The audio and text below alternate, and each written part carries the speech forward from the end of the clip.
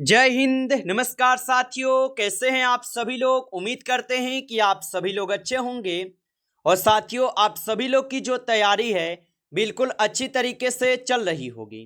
तो साथियों, आज के इस क्लास में हम सभी लोग जो है UP triple AC pharmacist exam 2026 के लिए साथियों ऐसे इंपोर्टेंट और चुनिंदे क्वेश्चन को देखने वाले हैं जो कि आपके 21 जून के एग्जाम के लिए जो है काफ़ी ही इंपोर्टेंट है। तो आप सभी लोग इस क्लास को बिल्कुल अच्छी तरीके से लास्ट तक देखिएगा और इस क्लास में दिए जाने वाले इन सभी क्वेश्चन को आप अच्छे से जरूर याद कर लीजिएगा, जिससे कि आप जो है अपने एग्जाम में सभी क्वेश्चन को आसानी तरीके से बना पाएंगे। तो चलिए क्लास को स्टार्ट करते हैं। उनसे पहले यदि आप इस चैनल पे पहली बार जुड़े हैं तो आप जो है इस चैनल को सब्सक्राइब कर लीजिए और सब्सक्राइब करके ऑल नोटिफिकेशन को ऑल पे दबा के जुड़ जाइए, जिससे कि जब भी कोई नई क्लास हो सबसे पहले क्लास का नोटिफिकेशन जो है आपके पास पहुंच सके। तो आप इस चैनल को सब्सक्राइब कर लीजिए, साथ ही साथ आप जो है इस क्लास को भी लाइक जरूर कर लीजिएगा। तो चलिए क्लास को स्टार्ट करते हैं और देखिएगा क्वेश्चन क्या है। क्वेश्चन है कि औषध निर्माण विज्ञान का मुख्य उद्देश्य क्या है। चलिए बताएंगे। ये सभी क्वेश्चन काफी इंपोर्टेंट और चुनिंदे क्वेश्चन हैं जो कि आपके एग्जाम में 100% जो ये सभी क्वेश्चन पूछे जाएंगे। और बताइए कि औषध निर्माण विज्ञान का मुख्य उद्देश्य क्या है। तो इनका मुख्य उद्देश्य हो जाएंगे दवाओं का निर्माण और उसकी उचित रूप में कर तैयार करना। ऑप्शन यहाँ पे 20 क्वेश्चन का सही जवाब है। चलिए अगला प्रश्न देखेंगे। प्रश्न पूछा है कि कैप्सूल का बाहरी आवरण सामान्यतः किससे जो है बनाया जाता है। तो याद रखेंगे आप कि कैप्सूल का जो बाहरी आवरण है ये सामान्यतः किससे बनाया जाता है। तो ये बनाए जाते हैं आपके सेलुलोज से। ऑप्शन यहाँ पे सी इस क्वेश्चन का सही जवाब है, सेलुलोज से बनाए जाते हैं। चलिए अगला प्रश्न देखिएगा। प्रश्न दिया गया है कि बच्चों के लिए सबसे यहाँ पे सामान्य तरल औषध रूप जो है कौन सा है। तो याद रखेंगे आप कि बच्चों के लिए सबसे सामान्य तरल औषध रूप कौन सा होगा। तो याद रखेंगे यहाँ पे टैबलेट हो जाएगा। ऑप्शन यहाँ पे 20 क्वेश्चन का सही जवाब हो जाएंगे, टैबलेट हो जाएंगे, याद रखिएगा। चलिए अगला प्रश्न देखेंगे। प्रश्न पूछा है कि मरहम मुख्यतः किस उपयोग के लिए दिया जाता है। तो याद रखेंगे कि मरहम मुख्यतः किस उपयोग के लिए दिया जाता है। तो ये दिए जाते हैं आपके त्वचा पर लगाने के लिए। ऑप्शन ए यहाँ पे सही जवाब है, त्वचा पर लगाने के लिए। चलिए अगला प्रश्न देखेंगे। प्रश्न यहाँ पे है कि प्रिस्क्रिप्शन में RX का क्या अर्थ होता है। तो प्रिस्क्रिप्शन में RX का क्या अर्थ होता है। तो इसका अर्थ हो जाएगा यहाँ पे क्या, तो दवा लो। ऑप्शन यहाँ पे सी सही जवाब है, दवा लो। अगला प्रश्न देखेंगे। प्रश्न पूछा है कि डी स्पेसिंग फार्मेसी का मुख्य कार्य क्या है। तो याद रखेंगे कि डी स्पेसिंग फार्मेसी का मुख्य कार्य क्या है। तो इनका मुख्य कार्य हो जाएंगे दवाओं का वितरण और लेबलिंग। ऑप्शन यहाँ पे 20 क्वेश्चन का सही जवाब है। अगला प्रश्न देखेंगे। प्रश्न है कि नसबंदी का उद्देश्य क्या है। चलिए बताएंगे आप। तो नसबंदी का उद्देश्य क्या होगा। तो याद रखेंगे नसबंदी का जो उद्देश्य हो जाएंगे यहाँ पे हो जाएंगे आपके सभी सूक्ष्म जीवों को पूर्णतः नष्ट करना। ऑप्शन यहाँ पे सी इस क्वेश्चन का सही जवाब है, सभी सूक्ष्म जीवों को पूर्णतः नष्ट करना। आगे देखिए अगला प्रश्न यहाँ पे है कि उबालना किस प्रकार की प्रक्रिया का उदाहरण है। तो उबालना किस प्रकार की प्रक्रिया का उदाहरण है। तो याद रखेंगे यहाँ पे भौतिक विसंक्रमण होगा। ऑप्शन यहाँ पे 20 क्वेश्चन का सही जवाब है, भौतिक विसंक्रमण हो जाएगा, याद रखेंगे। चलिए अगला प्रश्न यहाँ पे है कि दवा की मात्रा की गणना किस विषय में की जाती है। तो याद रखेंगे आप कि दवा की मात्रा की गणना किस विषय में की जाती है। तो दवा की मात्रा की जो गणना है यह कौन से विषय में की जाती है। तो यहाँ पे इस क्वेश्चन का सही जवाब ऑप्शन यहाँ पे आप सी करेंगे, ऑप्शन सी सही जवाब है। अगला प्रश्न यहाँ पे पूछा है कि बच्चों के लिए दवा की मात्रा तय करने का सबसे यहाँ पे सामान्य आधार क्या है। चलिए बताएंगे आप। तो बच्चों के लिए दवा की मात्रा तय करने का सबसे सामान्य आधार क्या होगा। तो याद रखेंगे यहाँ पे हो जाएंगे वजन। और यहाँ पे ओजन जो है इस क्वेश्चन का बिल्कुल सही जवाब है, वजन हो जाएंगे। अगला प्रश्न यहाँ पे है कि अधिकांश दबाव को किस तापमान पर संग्रहित किया जाता है। तो आप याद रखेंगे कि अधिकांश दबाव को किस तापमान पर संग्रहित किया जाता है। तो याद रखेंगे यहाँ पे इस क्वेश्चन का आपका सही जवाब जो है ऑप्शन यहाँ पे आपके सी हो जाएंगे 15 से -25 डिग्री पे, ऑप्शन सी सही जवाब है। आगे देखिए अगला प्रश्न यहाँ पे है, निम्न में से कौन सी दवा को रेफ्रिजरेटर में रखा जाता है। तो निम्न में से कौन सी दवा को रेफ्रिजरेटर में रखा जाता है। तो याद रखेंगे यहाँ पे हो जाएंगे इंसुलिन, ऑप्शन बी यहाँ पे सही जवाब है, इंसुलिन हो जाएंगे। अगला प्रश्न देखेंगे, प्रश्न पूछा है कि अस्पताल फार्मेसी का मुख्य कार्य क्या है।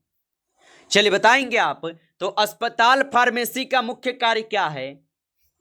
तो अस्पताल फार्मेसी का जो मुख्य कार्य होगा यह अस्पताल में दवाओं की आपूर्ति और प्रबंध हो जाएंगे, ऑप्शन बी कीजिएगा इस क्वेश्चन का सही जवाब। अगला प्रश्न देखेंगे कि टैबलेट को कोटिंग देने का मुख्य उद्देश्य क्या है। तो टैबलेट को कोटिंग देने का मुख्य उद्देश्य क्या होगा। तो इनका मुख्य उद्देश्य होगा उपयुक्त में से सभी, ऑप्शन यहाँ पे डी कीजिएगा, उपयुक्त में से सभी होगा। आगे देखिए अगला प्रश्न यहाँ पे है कि डिसइंफेक्शन का क्या अर्थ है। चलिए बताएंगे। और आप अभी तक इस क्लास को लाइक नहीं किए होंगे तो आप इस क्लास को एक बार लाइक कर लेंगे। नए जुड़े हैं चैनल पे तो चैनल को सब्सक्राइब करके ऑल नोटिफिकेशन को ऑल पे दबा के जुड़ जाइएगा, जिससे कि जब भी कोई नई क्लास हो सबसे पहले क्लास का नोटिफिकेशन आपके पास जो है पहुंच सके। तो आप इस चैनल को सब्सक्राइब जरूर कर लीजिएगा। और बताइए कि डिसइंफेक्शन का क्या अर्थ है। तो इनका अर्थ हो जाएंगे रोगजनक सूक्ष्म जीवों को नष्ट करना, ऑप्शन यहाँ पे 20 क्वेश्चन का सही जवाब है। आगे देखिए अगला प्रश्न यहाँ पे है कि दवा के लेवल पर EXP का यहाँ पे क्या अर्थ होता है। तो दवा के लेवल पर EXP का क्या अर्थ होता है। तो इसका अर्थ हो जाएगा यहाँ पे समाप्ति तिथि, ऑप्शन यहाँ पे 20 क्वेश्चन का सही जवाब है, समाप्ति तिथि होगा।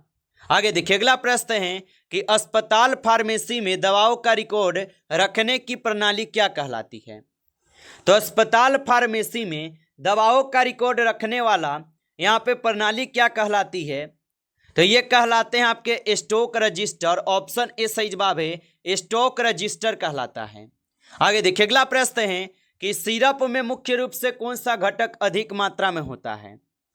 तो सिरप में मुख्य रूप से कौन सा घटक अधिक मात्रा में होता है। तो याद रखेंगे यहाँ पे शर्करा हो जाएगा, ऑप्शन आपका बी सही जवाब है, शर्करा हो जाएगा। आगे देखिए अगला प्रश्न यहाँ पे पूछा गया है कि दवाओं की सुरक्षित भंडारण का मुख्य यहाँ पे उद्देश्य क्या है। तो याद रखेंगे कि दवाओं के सुरक्षित भंडारण का मुख्य उद्देश्य क्या होगा। तो यहाँ पे इस क्वेश्चन का आप सही जवाब जो है ऑप्शन यहाँ पे आप डी कीजिएगा, उपयुक्त में से सभी होगा, ऑप्शन डी यहाँ पे सही जवाब है, उपयुक्त में से सभी होगा। आगे देखिए अगला प्रश्न यहाँ पे पूछा गया आपसे कि औषध किसके अध्ययन से संबंधित है। तो औषध किसके अध्ययन से संबंधित हो जाएगा। तो ये हो जाएंगे आपके औषधियों के क्रिया विधि एवं शरीर पर प्रभाव से, ऑप्शन यहाँ पे 20 क्वेश्चन का सही जवाब है।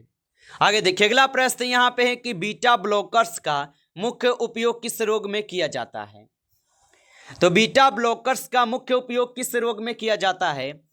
तो याद रखेंगे यहाँ पे इस क्वेश्चन का सही जवाब ऑप्शन सी है, उच्च रक्तचाप में, ऑप्शन यहाँ पे सी सही जवाब है, उच्च रक्तचाप में होगा। आगे देखिए अगला प्रश्न है कि फार्माकोडायनामिक्स में किसका अध्ययन किया जाता है। तो फार्माकोडायनामिक्स में किसका अध्ययन किया जाता है। तो याद रखेंगे यहाँ पे इस क्वेश्चन का सही जवाब ऑप्शन बी होगा, शरीर पर दवा का प्रभाव, ऑप्शन यहाँ पे जो है 20 क्वेश्चन का आप सही जवाब करेंगे। आगे देखिए अगला प्रश्न यहाँ पे है कि एंटीबायोटिक शब्द सर्वप्रथम किसने यहाँ पे प्रयोग किया था।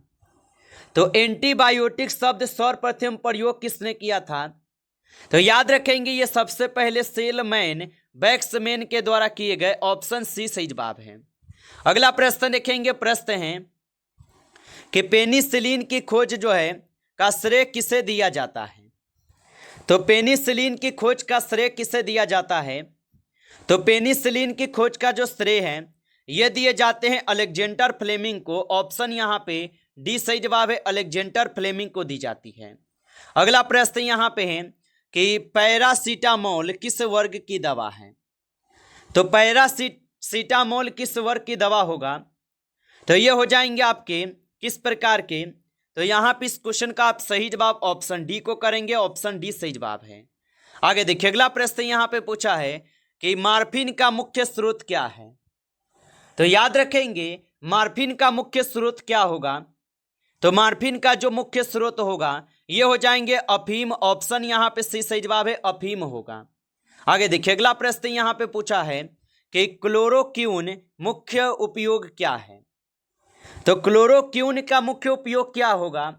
तो क्लोरोक्वीन का मुख्य उपयोग होता है मलेरिया, ऑप्शन यहाँ पे डी कीजिएगा, सही जवाब मलेरिया होगा। आगे देखिए अगला प्रश्न यहाँ पे पूछा है आपसे कि बेंजोडाइजेपाइन किस CNS विकार में उपयोग की जाती है।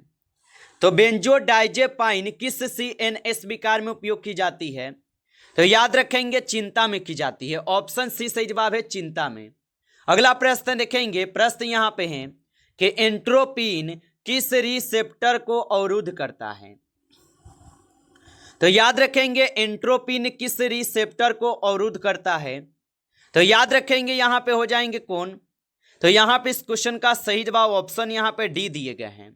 आगे देखिए अगला क्वेश्चन यहाँ पे है कि इंसुलिन किस अग्नाशयी कोशिकाओं से स्रावित होता है। तो इंसुलिन किस अग्नाशय कोशिकाओं से स्रावित होता है। तो ये हो जाएंगे आपके बीटा कोशिकाएं से, ऑप्शन यहाँ पे डी सही जवाब है, बीटा कोशिकाएं से होगा।